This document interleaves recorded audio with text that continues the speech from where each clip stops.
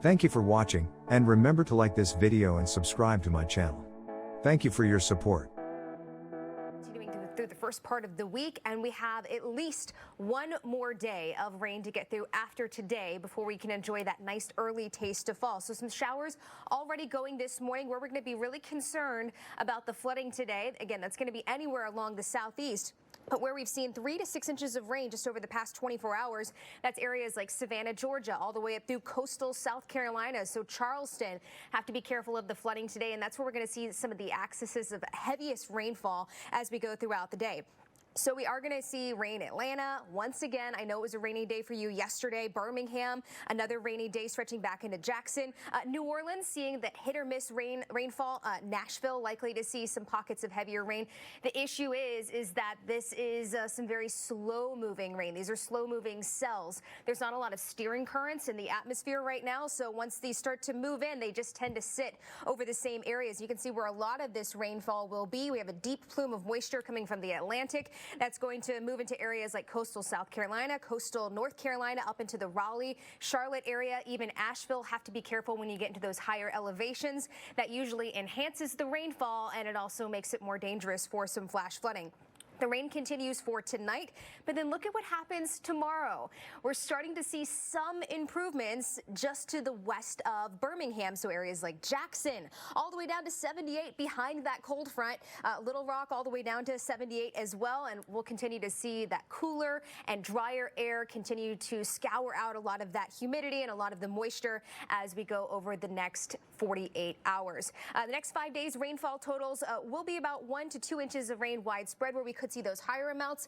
It'll be up in the Appalachians near Virginia as well as West Virginia. Alex, you through the remainder of the week and start planning your weekend. So areas in the southeast today, you just heard Alex talking about this. It's going to be a little bit rough for travel as we're stuck in that soggy pattern that's actually pushing a deep plume of tropical moisture all the way up into the Ohio Valley. That starts to move a little bit to the east as we get into tomorrow. So Thursday, areas like Mississippi, Arkansas, all the way back into Missouri. That's where you're getting that nice, true first taste of fall. For Friday, our big fall cold front moves into the northeast. It's going to bring some showers and thunderstorms to areas like New York. And behind that, as we start off Friday and into the first part of the weekend, those showers lingering, we're going to see a second dose of some cooler air moving across the Midwest. So that's going to keep Chicago, your temperatures are going to feel pretty nice as we head into the weekend. So 68, that's going to be your high temperature, not your low temperature in Chicago, and areas of the southeast enjoying a nice fall weekend with Atlanta 77. Now behind our front, temperatures starting to build back in again. So Denver back up to 83 by Saturday, and Dallas all the way up to 92 on Sunday. So I'm telling you, Dallas, today and tomorrow are really going to be your days before we start to see those temperatures climb again.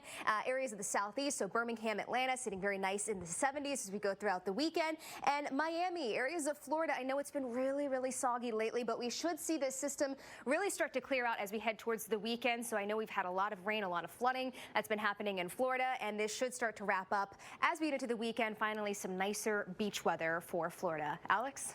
Thanks to our big, powerful cold front that moved through. Now that cold front is moving across the Midwest into the Ohio Valley, not bringing snow, but bringing a nice first early taste of fall. So where we're going to see some road impact for your travels today, that will be following the front. So just to the east of Chicago, areas like Michigan, Detroit, all the way down to Indianapolis, where we could see some thunderstorms in the afternoon time frame. By the evening, it really hasn't moved all that much, but areas like Chicago, back into Peoria, and even up into Madison, the state of Wisconsin, looking just really nice with those high temperatures only in the 60s. Pretty nice for the northeast today, at least for the first half of the day. The second half of the day still looking good for New York, the I-95 corridor, but Pittsburgh, those showers and those clouds starting to build in. In the southeast, just be really careful out on the roadways, pretty much anywhere from Jackson all the way over into North Carolina, Alex, where we could have some flash flooding from all of the rainfall that we've seen starting really this past weekend. Close to 80 once again today,